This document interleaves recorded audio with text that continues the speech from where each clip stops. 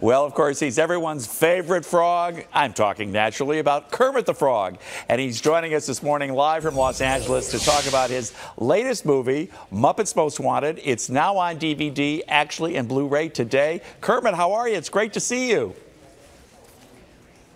Bill, it is wonderful to hear your voice. I'm sorry I can't actually see you. I know that. I know that. That's the magic of television. But I have to tell you, I love the movie. It was so much fun. Yes. And now everybody can have it on DVD. But now I recently talked to your co-star in this, Constantine, the evil Constantine. Now, what was that like for you?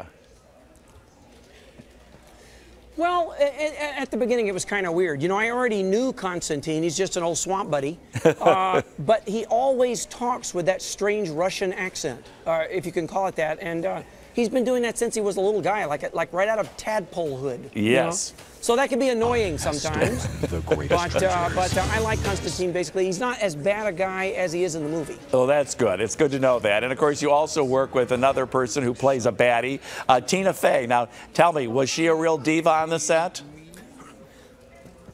Not at all. You know, there's only one diva on our sets, and I will not mention her name, but her initials are MP. Yes, yes. But Tina is wonderful. She's not only attractive and wonderful, she's just a normal mom who happens to be incredibly funny and a great actress. Oh, that's right. She is incredibly funny, and she is a great actress.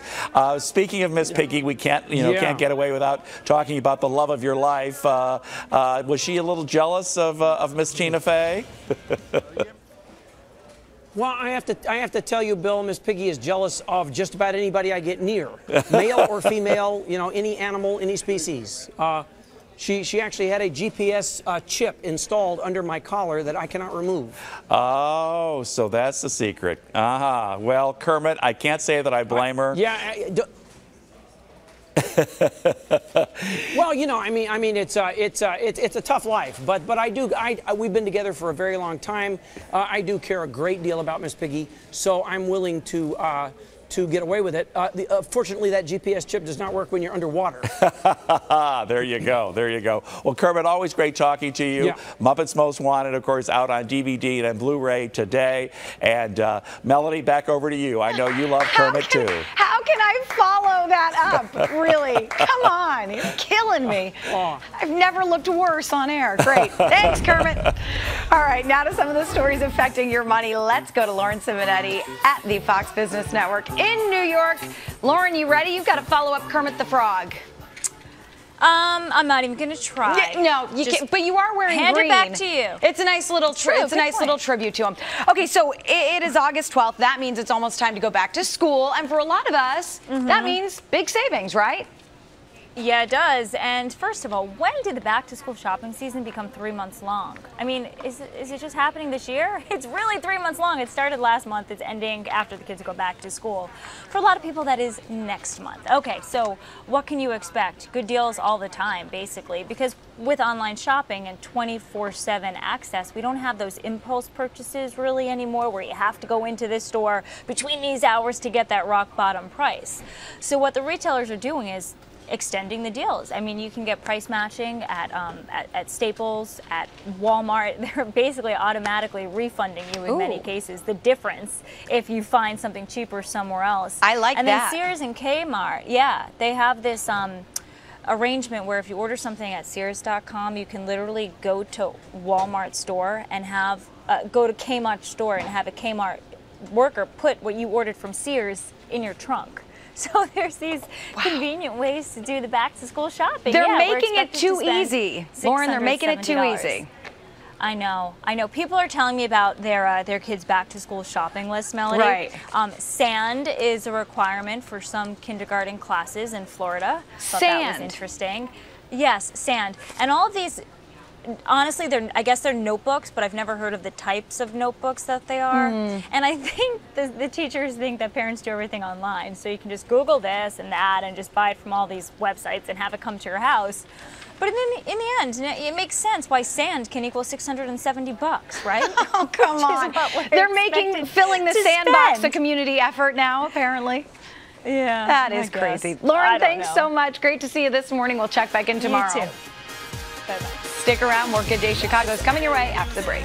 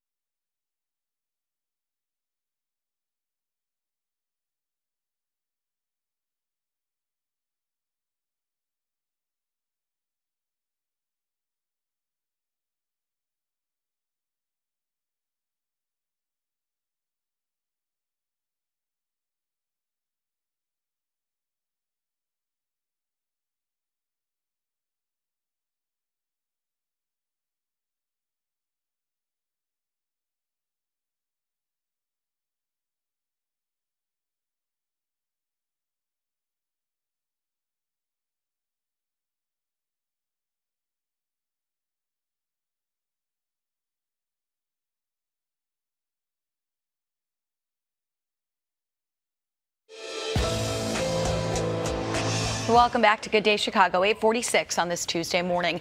A new study has found more high school athletes are abusing prescription painkillers. According to this study, 12% of boys and 8% of girls reported abuse of prescription painkillers. Fox Medical Team's Dr. Mike live in Philadelphia this morning. Dr. Mike, good morning.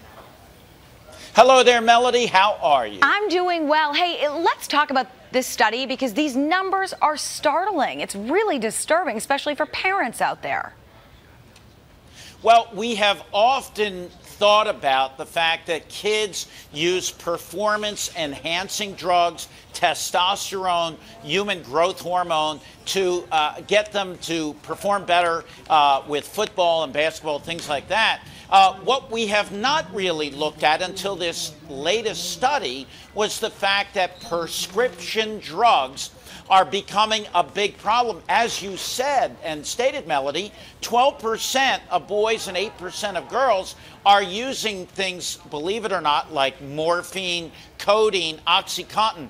Where are they getting them? They're getting them from doctors like me, healthcare providers. They're getting them from their parents and the prescription, the medicine cabinets.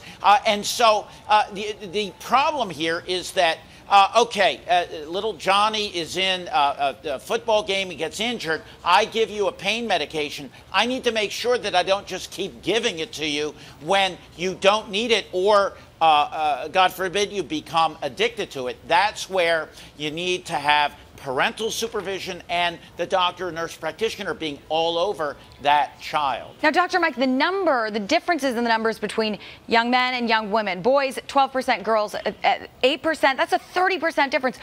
Why such a drastic difference? And boys seemingly using it much more often. Well, if you look at the study, you find that the number one type of or group of students that are using it are football players. And so I think that that is one explanation. There may be some other reasons.